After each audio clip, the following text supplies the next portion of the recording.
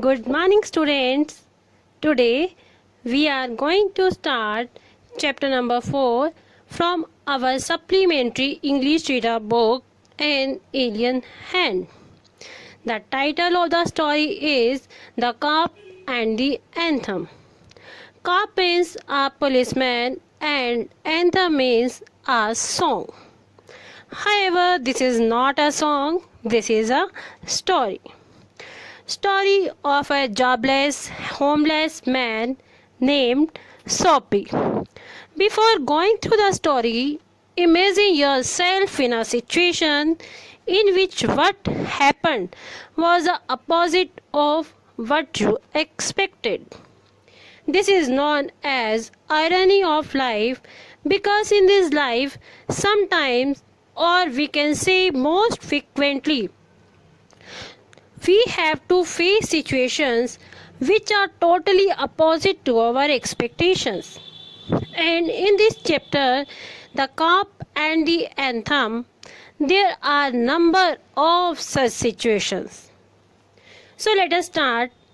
As the story begins, winter is fast approaching, and the main character, whom we can say the protagonist Soapy, is in great tension to find a place to stay because, as I told, he is a homeless and jobless man. And it is not possible for Soapy to survive in the cold city like Madison Square through the winter. After thinking a lot, he comes to a decision that rather than spending time by moving door to door or building to building, it was better to go to prison. There people would not ask him personal questions about his life, as Soapy hated to answer questions of personal nature. So prison was the best place and it was not new to him. For years prison on the Blackwell's Island had been his winter's home. Now he started making plans of how to be arrested. The best way was to do something out of law.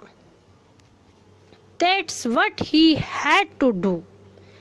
He tried many tricks, but every time he remained in tension and fear by thinking what would happen if the cop would not catch him.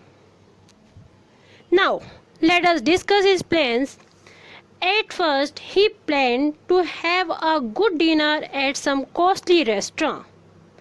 And after having dinner, he would simply say that he had no money to pay.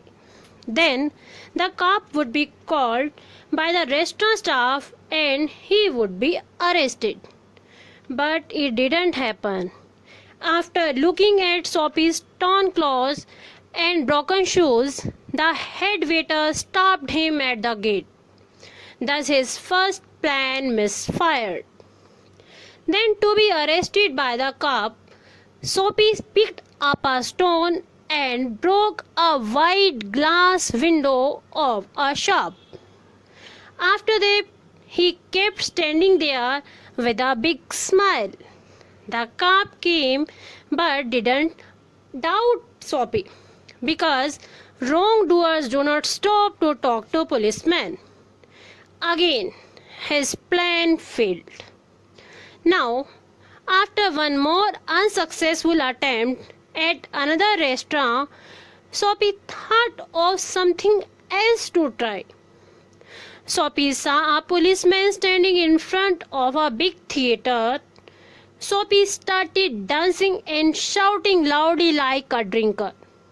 But the policeman told a man standing nearby that he was a college boy who would not hurt anyone, and actually those cops were ordered to let them shout.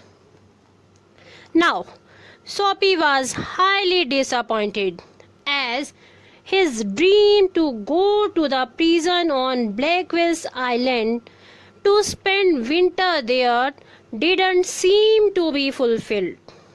Then Soapy expected that some policemen would definitely catch him if he stole an umbrella of a man who was buying a newspaper from a shop. Soapy stepped inside the shop, picked up the umbrella, and walked away. The umbrella man followed Soapy, and rather than calling a cop standing nearby, he offered the umbrella to Soapy and went away. After so many unsuccessful attempts, suddenly Soapy stopped before a house which was his whole childhood home. The sweet music coming out from the window and the soft light shining inside brought a wonderful change in Soapy's life. He decided to do his best to be someone in the world. He would not wish to go to prison again. He would find some work to engage himself and would be leading a comfortable life next winter. Suddenly, Soapy felt a hand on his arm, and as he turned, he found a policeman there who asked him the reason of standing unnecessarily there for a long time. Soapy started arguing with full strength as it was a kind of crime to argue with a New York cop.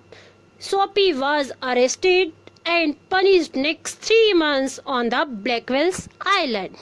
This is how this ironical story of Soapy comes to an end by leaving Soapy in a situation which was desired by him before but didn't want by him at present. Thank you.